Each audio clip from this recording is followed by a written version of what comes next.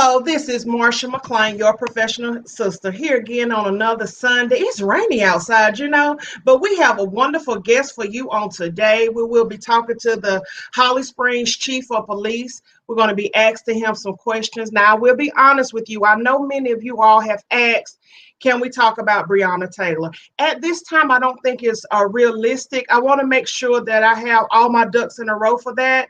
So I'll definitely be working on that. I can't promise that I'll be the one to be able to kind of discuss it, but maybe at a later date, okay? So please tune in. If you have any questions, comments, please make sure that you put them in the chat. But I will ask you, please be respectful. Be respectful and have an open opinion, okay? Excuse me, an open mind, okay? So that we can have a wonderful conversation to help our community. Because I'm a part of a lot of communities. And what I mean by that, I live in Holly Springs. I'm a parent, I'm also part of the mental health community, minority community.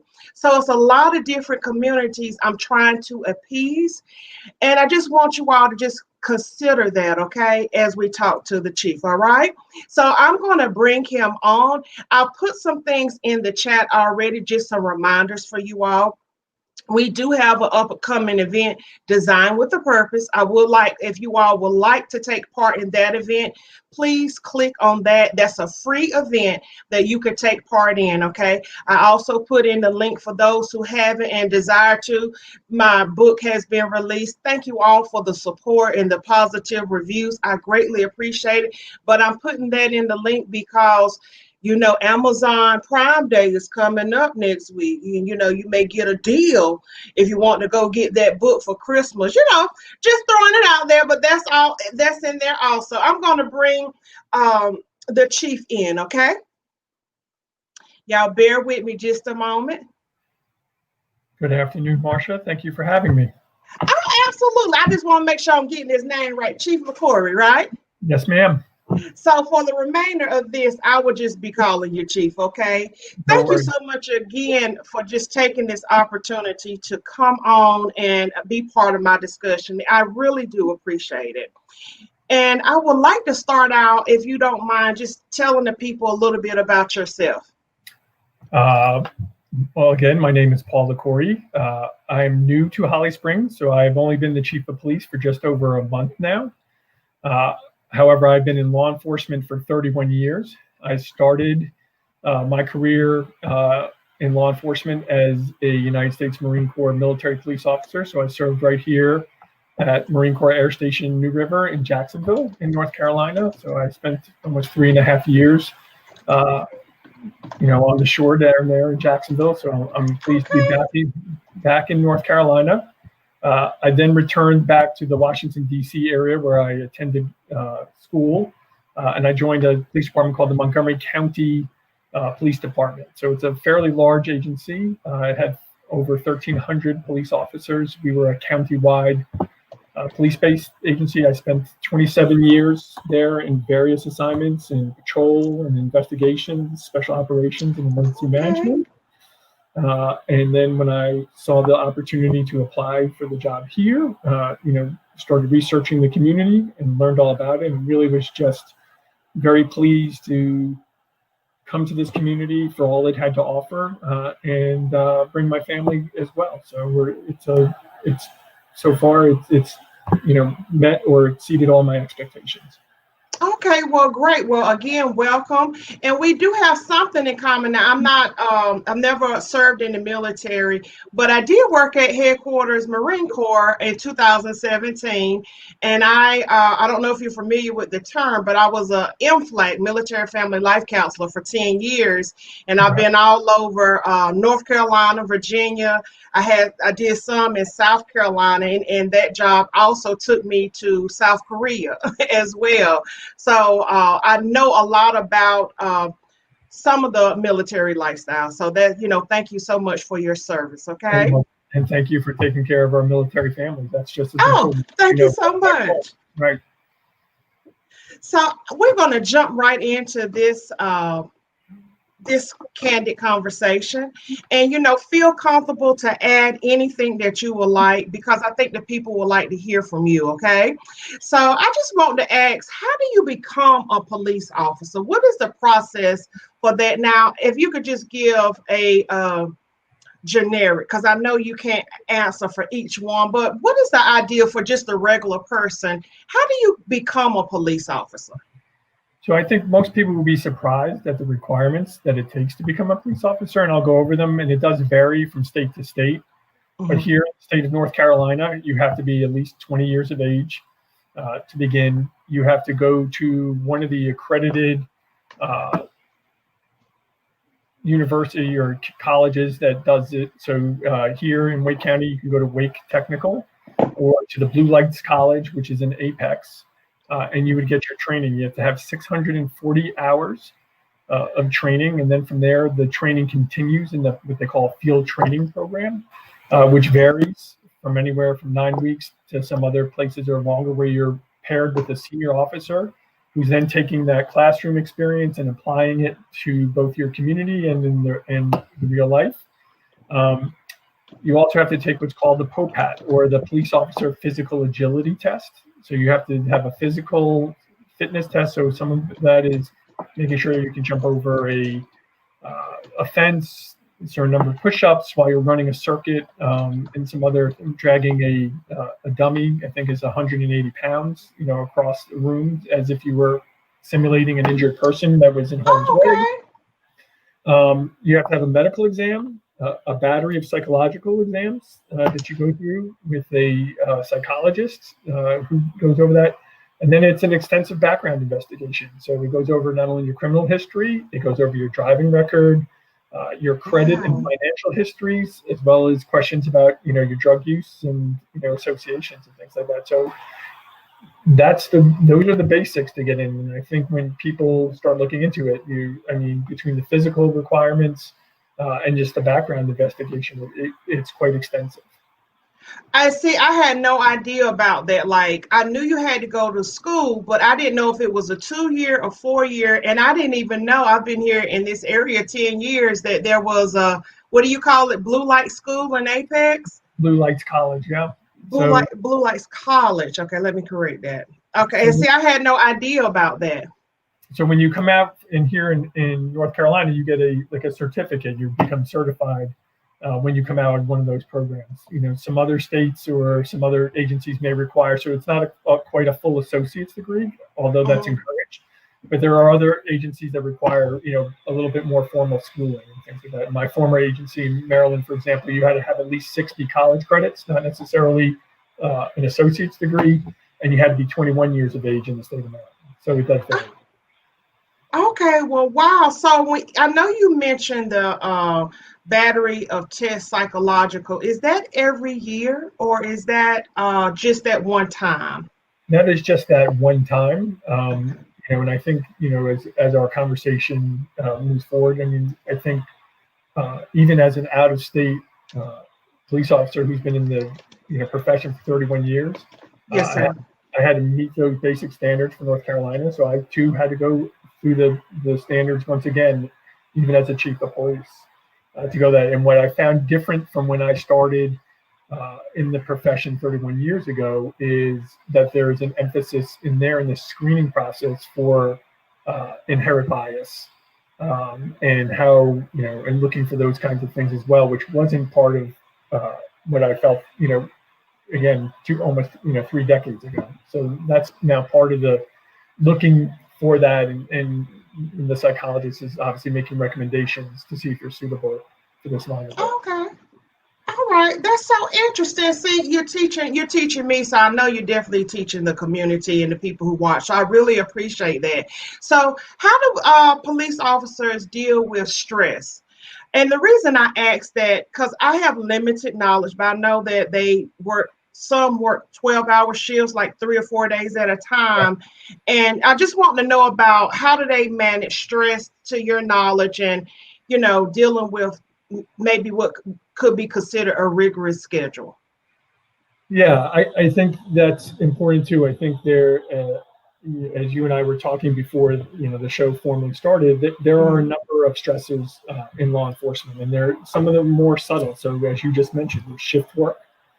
There's also sleep deprivation. So for example, you may have an officer who worked a 12-hour shift, got off at 6 a.m. in the morning, but has to be in the courtroom at Raleigh for a 9 o'clock hearing or a court assessment, and then is expected to go back to work that evening.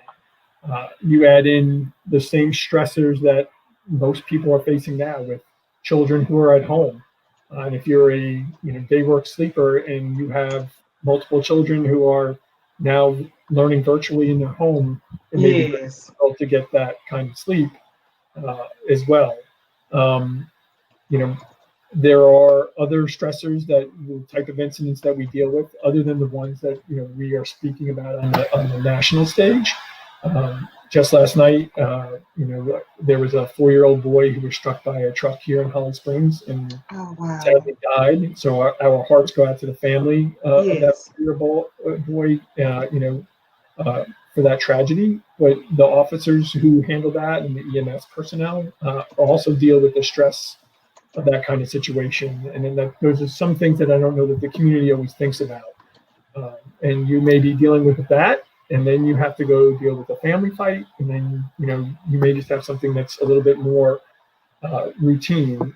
But more to your question is that in 2019, there were a record number of officers nationwide who took their own lives. There were 228 of them who committed suicide throughout the United States. And I think as police executives and chiefs of police, and I have to have my motion sensor on, sorry. It's all right. Shows that that really brought home the importance of a comprehensive wellness programs for police officers. So one of the things that I think we do is, like many government agencies, we participate in our employee assistance program, or EAPs. That allows for officers to go. Yes, ma'am. I just want to let everybody know EAP is Employment Assistance Program. It is service that's really built into your benefit package. Go ahead, Chief, just so they'll know what that is. Thank you, ma'am. And it's important that not only our officers use it, but using the example of the accident that occurred last night, we also have to keep in mind our telecommunicators, which is the more updated phrase for our dispatchers.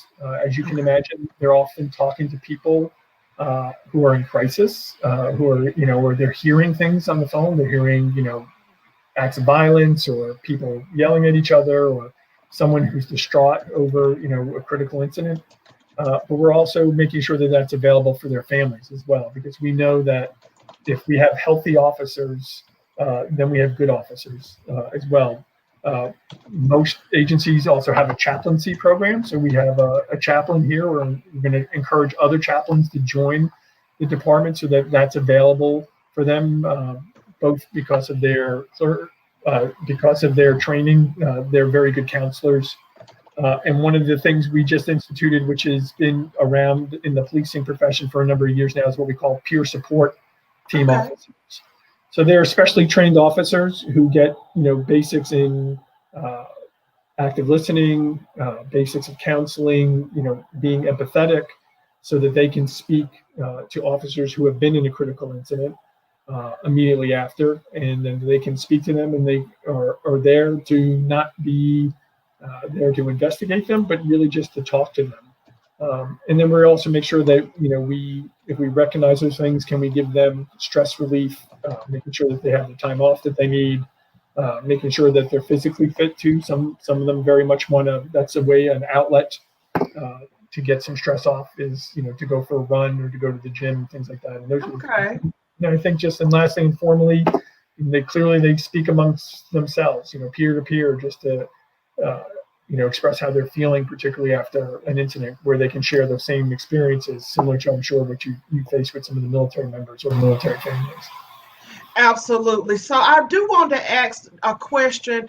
When you were saying about the clergy, do you have a clergy that's assigned to Holly Springs, or is it like a number they can call to provide assistance? So right now we have a chaplain who is, I don't want to say assigned, he volunteers his time to be with us. And so we're looking to expand our chaplaincy corps so that we have a number of them, so that that we can have somebody who is on call, who can come out and respond. And again, I think it's the more chaplains we have that are available, I think it's important that they get to learn about the police officers, and then when they go back to their congregations, they can share those experiences with the members of their church, and it also allows us to have a variety of different faith practitioners, so that Okay. or again telecommunicators can be more comfortable with the person that they better click with. I guess is the way to put it. Absolutely. I think that's wonderful. And I definitely can put the call out, being in mental health and asking churches, reach out, volunteer your time, and definitely maybe we could talk offline about implementing some therapists that give an hour, or something like that, give an hour or something to provide support, because some of the things you are saying, I had no knowledge of. And I'll be honest with you. So when you're seeing stuff on a national scale, you get angry, you're getting frustrated.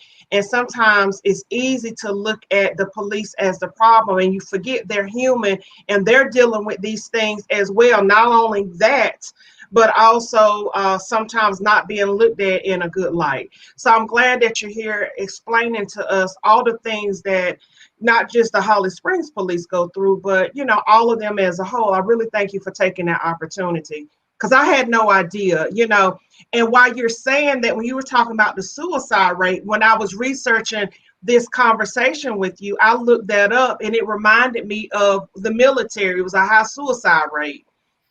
And that's always, as a therapist, that always concerns me, that someone feel hopeless, that this is the only option because of that limited support.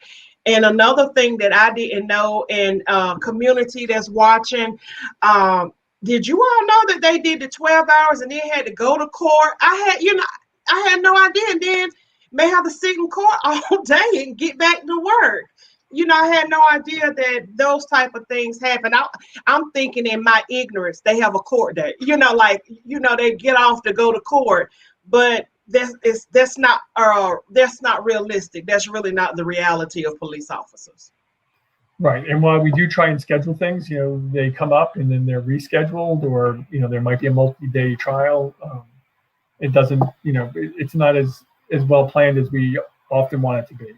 Oh, wow. That's just some good information and nuggets right there.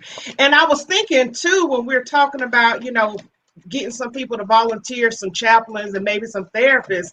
I know the police officers are really good about like Christmas time, going to pick out a gift for the police officers. I don't know if you're aware of that or not, but it's be all on the news where you take a kid to get a toy, like a underprivileged child. And I'm just wondering, do you all have supports like that where people may volunteer to take a police officer out, not for a tour, but maybe for a coffee, or, offer a service to them? So, one of the things that I do every time I get an email from a citizen that's complimenting, one of our police officers or just the police department in general, I make sure that it gets downstairs to our roll call room, and I post it on a board where it says, "You are appreciated." And that's part of the greater conversation, I think we're going to have, is that I think they need to be reminded, where there is, rightfully so, this anger with the police in general and the number of police involved fatal shootings. Yes. And I think that officers sometimes feel that they're being painted with a very broad brush. But yes, those little things, just a simple compliment, or where someone says thank you. And we just did National Night Out on Tuesday, last Tuesday. And what's that? So National Night Out is a national program that was started to get police and communities to meet together, and some are more formal than others. And we were, due to COVID, we had to scale back our efforts. So we did a police and fire, if you would, caravan, so that we went from 5 of the public schools here in Holly Springs to try and spread out throughout the greater community, and really almost like a truck touch, where young kids could come see our vehicles. So we had motorcycles, we had police cars, we had Our canine officers, the fire department also participated with one of their rescue engines. And anybody from Holly Springs is probably familiar with Cinder, the dog, who's the fire department's outreach canine as well. So, and then we could hand out some, materials to people and just remind them about, safety tips and just, again, being in the community and showing that, as you discussed, that human face to policing. And I think that's one of the things that's important that officers do. They get out into the community in a place where they're going to be welcomed and where they can have a positive impact. It helps balance those times where they're not always favorably looked at. Okay, and that rolls into my next question about diversity and how do you all, as as the police, do diversity, or how do you talk about it, or if you're dealing with a community that you're not really experienced with, how do you kind of deal with that? And do you all have diversity training? I know you mentioned earlier that it's becoming kind of a topic now, but do you have it like implemented into any programs on a continual basis or anything like that? So just recently, the North Carolina Association of Chiefs of Police was meeting, has encouraged in the past that implicit bias training be part of the curriculum at these basic law enforcement training. So again, at these colleges that I just mentioned earlier, Wake Tech and the Blue Light College, that is now part of the curriculum for officers who are just entering the profession. All police officers, like many other professions, have yearly trainings. We call it in-service, so that we're updating our skills. So we're learning what are the new legislation that's been passed, at the state level. What are some of the Supreme Court cases that have been passed? But implicit bias and diversity training is now part of that annual training. I can tell you it is here in Holly Springs, and it's very important to do that. And more recently, there's a House committee in the North Carolina Select Committee on Community Relations, Law Enforcement, and Justice. So they are also looking from the North Carolina Association of Chiefs of Police, the North Carolina Associations of Sheriffs, and a number of other agencies, and from members of the community for their input on how we can better implement diversity training as officers. But I think it's also important to mention that the diversity goes beyond sometimes communities of color. So we have to be cognizant of the LGBTQ community. Yes. We have to be cognizant of communities in the intellectual disabilities community. So children who have autism and recognizing what those symptoms might be, or especially if they become adults, because there's obviously a wide range on that spectrum. So that officers have that recognition to realize why someone may or may not be complying with them, and just a lot of things. I was out in the community and just realized just in nearby Fuquay, a new Muslim or Islamic yes, it is. Center, it will be opening up as well. So just expanding our idea of what community is really important. Okay, I really like that how you talked about autism. Do you all have any? I know in mental health, my office is in Cary, and I also had an office in Raleigh. And if I was having an emergency with a patient that I was seeing, I would call a CI officer, crisis intervention officer. Is that a voluntary thing, or is that something that they're looking at to when they're thinking about expanding just the diversity and kind of knowing how to de-escalate a situation with just the voice? Are those any type of things that you're aware of, or that you have any knowledge of just coming in? Yeah, so there is a crisis intervention team, or CIT officers. It's both nationally. There's a North Carolina certification for CIT officers as well. Here in Holly Springs, we have a number of CIT officers, and it is a goal of our department to have every officer who's a Holly Springs officer to be CIT trained, so that when they're out in the community, that they have those skill set, or what's also called the soft skills. It's not just ordering people around; it's also just trying to use de-escalation. In the 21st century, the Task Force on 21st Century Policing, which occurred under President Obama, there were a number of recommendations that came out of that committee as well. And one of the main ones was the sanctity of life, or the preservation of life. And that also came up again recently in that same committee, the Select Committee on Community Relations, Law Enforcement, and Justice here in North Carolina. And the point to that is to say it's just as important that police officers are trained to, protect themselves and be aware of the threats that come to them. But we're also starting to say that the sanctity of life extends to everybody who's involved. So it's not just the officer, it's not just the bystander, it's also the perpetrator, if you would, and it could be the person who's in crisis, right? So if we extend that and we make sure that that's one in our policies, then we extend that to our training, both classroom training and our scenario-based training, to try and make it that it will become secondhand when they're faced with a type of crisis out in the field as well. And so that's kind of an extension of the CIT program. Okay, that's good. So my next question is, in the current state of the nation, do police officers feel supported, or what are some things that like is the biggest stress in your, when these type of things go on? We know the motion sensor, it's all right. It may be this weather because it's raining and stuff. Is that what's causing it to go off, or that you're not moving? I'm not I'm right in that sweet spot that it's not picking up just enough movement. So. Oh, okay. Did you need me to repeat my question? No, sorry. I think I heard your question. I think in general, officers do feel supported. I think it's important for people to understand nationwide that there are over 18,000 police departments or law enforcement agencies in the United States, and there's roughly 900,000 officers. So you literally can have officers making, over 1 million contacts on a daily basis, or possibly millions of contacts with citizens every day. And overwhelmingly, those contacts go smoothly. They're very positive.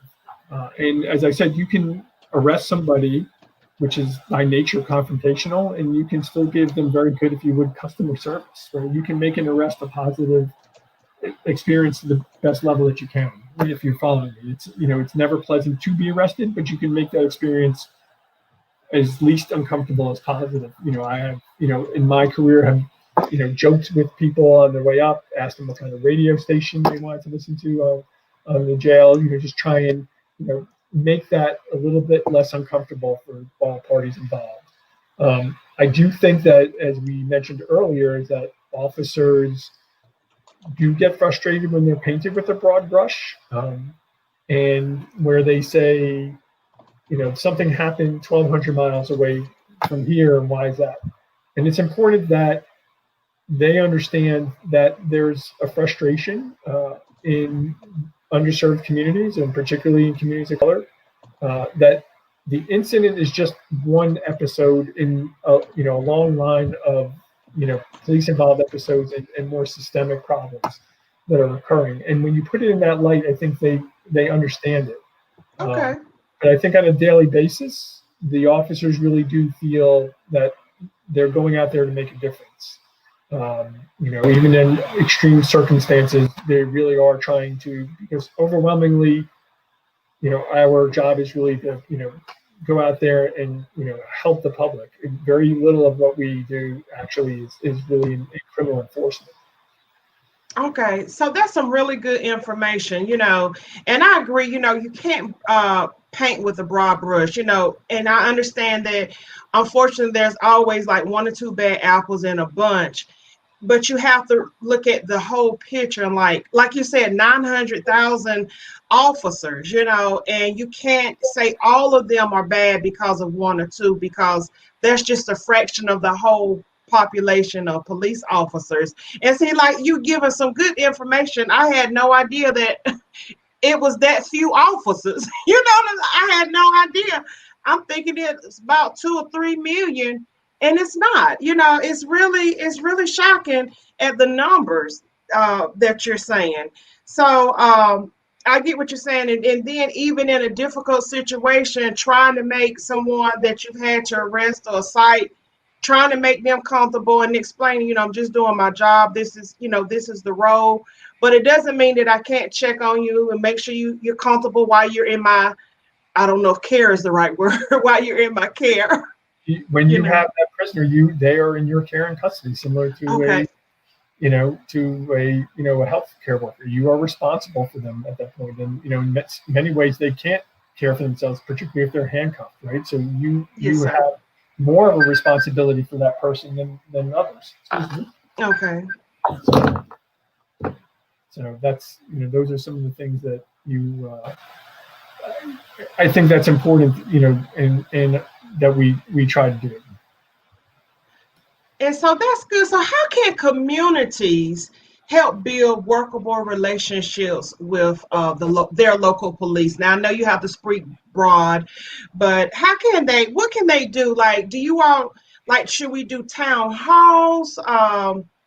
Just kind of come and have conversations. How do we develop a workable relationship with you all to build that trust? And I'll be honest with you, I had a really good relationship with Sergeant Humphreys of the Holly Springs Police. He has retired. But when I got nervous, I didn't understand anything. I always could say, well, let me ask Sergeant Humphreys. And I knew him, and I was really sad when he retired. He helped me a lot with my son. And people say, how did you build a rapport? I said, well, it was a situation. He had to come in and assist, but I have that rapport. So even sometimes when I just don't understand, I will seek him out. But I think that was just a situation that happened. But just a regular person that may be a little nervous, how do you build that trust and relationship, or a good workable relationship? So if things happen in the community, you have that trust to go to the police and say, this is happening, what should I do, or something like that. I think the most important thing that we can do is have honest and open dialogues. I think this is a great forum right here, that we are being able to reach a number of your listeners, and so that they can understand, I think, a different perspective, and hopefully I've enlightened them a little bit about that. And I would tell you to invite us to be invited into the community. So that can be into a place of worship, that can be into a civic organization or homeowners association. So, in addition to your store here in Wake County, you may be familiar with the barbershop rap sessions. Are you familiar with that? So, yes, I am. And True Access, when you're invited into the community, like a cornerstone of the community, like a barbershop, or as I said, the closest thing to being in your home is probably to be invited into your worship space. Right? So if you invite me in, or your pastor invites me in, that's great. I can hold a meeting here at what we call the Law Enforcement Center in Holly Springs, in a government building, and I have to worry about people who have transportation. Does it meet their schedule? Are they going to feel comfortable coming to the law enforcement center? All those things, where if I'm invited into the community. So throughout my career, I've had community meetings in people's living rooms. I've had met in myself. I was telling True the other day, I used to have meetings for the business community at a beauty parlor in my former beat, where I used to have a foot patrol. So I think that's where you have those genuine conversations, where the police are the guest in the community, and we can encourage those. And there's been a number of things that we are trying to do. Actually, this weekend is the National Faith in Blue weekend, where there are a number of faith-based organizations that are sponsoring events with the police department. We did not do anything this weekend because just a couple of weekends ago, we had a prayer in the park here at Womble Park, where we met with a number of ministers throughout Holly Springs, in particular a number of the African American pastors from in and around Holly Springs, so that we could, one, introduce myself as the new chief of police, make sure that I had a dialogue with them, that they knew me face to face, and so that we could have that connection, so that before any problems arise and we start talking about how we could better assist each other, and some of the things that we're looking to move forward with. So, for example, can we, if we know as police officers, we keep going to the same home for, let's say, a family issue, where there might be a single mom who's having problems with their teenage son. Is there an opportunity in for one of those ministers or pastors to help me find a mentor, a male role model that might be missing in that household. Okay. Or is there somebody else who has had a similar experience, let's say raising a child who's on the autism spectrum, or is caring for an aging parent who keeps the common word now is absconding, who keeps leaving, with their Alzheimer's and just walks away from the home. So we're looking to build those relationships. So not just in terms of how are we meeting, but how can we better facilitate each other? Because there's, in any faith-based community in particular, how do we break cycles, let's say, of violence? How do we break cycles of addiction? Because it's not just a law enforcement problem either. And we've also met with the Raleigh Apex NAACP. They had a similar online forum, and they sponsor one once a month, building bridges with community and law enforcement. I think these kinds of things are more, we used to have coffee with the cop or comb with the cop. Those things have obviously been difficult to hold due to the COVID right now, and it's a little bit more difficult to get out in the community. But there are those opportunities, again, like what we had the prayer in the park. We were in the outdoor venue, limited the number of people, and obviously we're picking up a lot more of those opportunities virtually as well. Okay, so that is a lot of good ways for people to get connected, not just in the community, but also understand kind of some of the workings with the police and to build those relationships. What do you think? I do, and I think if you have a particular concern, let's say you have a child who may be on the spectrum and you want them not to be fearful of the police, that you can call over to the police department and we can arrange to meet that child, so that it's not the first time that they meet an officer. Okay. I think that's always good, and I know that I've done that in the past where we wanted that child to be familiar with the officers who worked in their beat or in their neighborhood, so it wouldn't be the first time that they met them. And I think there's those opportunities. As you were saying, you built a personal relationship where you could reach out to Sergeant Humphreys and just say, I'm hearing this in the community, or I'm hearing this personally. Can you give me some guidance on how those? And I think that's really important. And through all the things I just mentioned, that we can build those greater relationships, so that if you learn through an organization, such as a sorority, or that someone in there may have attended that one meeting or event and said, I know who to call. This officer attended, or Chief Liquorie attended. Or any one of my colleagues, in the greater Wake area, I did. Let me reach out and see what they suggest, or how can we handle that. Okay. So like I said, again, you're just leaving us with a lot of information. I will ask you all, please like, share, and let people know about it. I know sometimes you don't feel comfortable sharing stuff to your timeline, but share it in the messenger, okay? This is some really good information that can really help every community that is watching today, okay? And so I have one last question for the chief. I'm just going to ask, what would you like the general public to know about, being a police officer or officer? What would you like them to know? Well, I think some of the things we've already touched on, that police officers are human, and we're human beings. And as a result, we're imperfect. I know I am not perfect by any means, and I remind people sometimes in community forums, I said, have you ever had an argument with, a family member or a loved one? And, overwhelmingly, everybody says, yes, they have. And you're now inviting officers often into very stressful situations, and you're expecting them to be professional at all times. And we do expect that, but we also have to recognize that they are doing the very best they can under all kinds of, both personal stressors and professional stressors as well.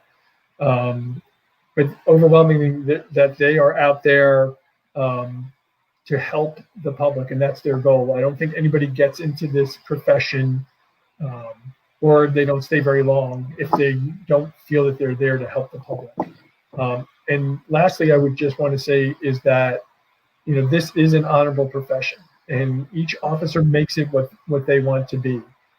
If you think about it, that officer, we have the same common training, we work for common agencies, but that officer gets to go out in the community and represent not only their agency, but themselves. So we have the breaking bread and fishing program here in Holly Springs. So there's one of the officers who's passionate about fishing is bringing their own personal um, love for fishing to the community and getting children engaged in that. We may have others who have another skill that they want to do that. And I think that's just really important to do to just remind people, again, it's a very good career. I think it's very satisfying. I think we need more diversity in policing because that gives us a broader perspective, and it makes it more relatable. So I would encourage that as well. That if you didn't think so, if you want to be part of that national conversation that everyone's hearing about police reform, you now can have an opportunity to be on the front lines in your community and make a difference. I like that. And we're going to close right there. I want to thank everybody that listened, stayed, liked, and shared. I appreciate it. Chief Liquorie, I want to thank you again for taking time to come on to my platform and just tell people who you are and give us some insight that we didn't know as just a regular person about being a police officer. But I love what you said, and I would like to leave my audience with that policing is an honorable profession. It's not just about being in the suit, it's about being part of the community and implementing some things. But as a community, let's consider giving back, just letting them know that we appreciate them. And if you can help, if you are a chaplain, consider volunteering your time to your local police department. And if you are a therapist like me, consider giving an hour. I know they have that for military, give an hour. So maybe those are some things that you could talk about, giving an hour to a officer, because many times their lives may be similar. And educate yourself on the suicide rate. We want to make sure that every family in the community, every person in the community is feeling supported and appreciated. And again, I just want to thank you all and tune in next time, okay? Chief Liquorie, could you hold on, please? Yes, ma'am. Thank you again for the opportunity. Appreciate everybody listening.